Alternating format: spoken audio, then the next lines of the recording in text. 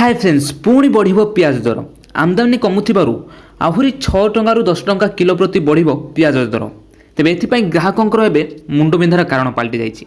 तेबे आसन जानिबा या विषय टेक्निक खबर कोन रहिछि ता पूर्वरु जदि आपण माने हम चैनल को नुआ आछन्ते ताहाले हम चैनल को सब्सक्राइब कर नियंतु एवं पाखरस्त बेल आइकन टिकु प्रेस कर दियंतु एमिसु लेटेस्ट न्यूज अपडेट प्रथमे जानिया पाई। पुणी कंधाइबो पियाज खाइबा थाली उभान होई जिवो पियाज कारण आगो को आहुरी बढ़िबो पियाज दर पाखापाखि 6 टंकारु 10 टंका किलो प्रति बढ़ी पारे बोली सूचना देइचंदी खाद्य जोगाण मंत्री रणेंद्र प्रताप स्वाईं।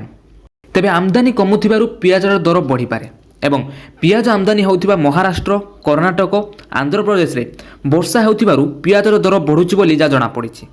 मात्र लोकंकु पियाज जगाई देबाकू सरकार सबु प्रकार चिंता करूचंती बोली मंत्री कहिसंती।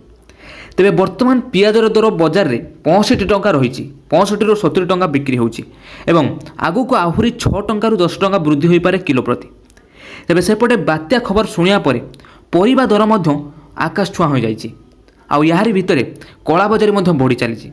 मात्र कला बजारी उपरे नजर रखा जाइथिबा मंत्री कहिसंती किंतु वर्तमान आलू किलो रही 24 टंका एवं बैगण किलो रही प्रति किलो आपन को 50 टंका बिक्री होची बैगण सेपरी पटल किलो रही 60 टंका बिलाती किलो रही 50 टंका बंधाकोबी रही 35 टंका एवं फूलकोबी रही 60 टंका।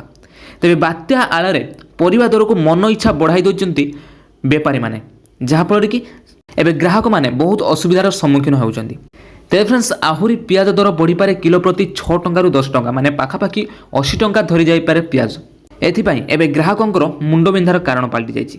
तेबे फ्रेंड्स यह थिला वर्तमान अपडेट आपण अंचल पियाजर दर केते रहिछि कमेंट जरिए निश्चित भाव जणांतु एवं जदि आपण वीडियोटी पसंद आस्ताय ताले वीडियो गोटे लाइक कर दियंतु एवं जेते पारतनि वीडियो को शेयर कर नियंतु एवं आगु आगु एन सब लेटेस्ट अपडेट प्रथमे जानिया पाई हम चैनल को सब्सक्राइब करी पाखरास्त बेल आइकन टिकु प्रेस कर दियंतु। से जाय मु रहिली नमस्कार जय जगन्नाथ।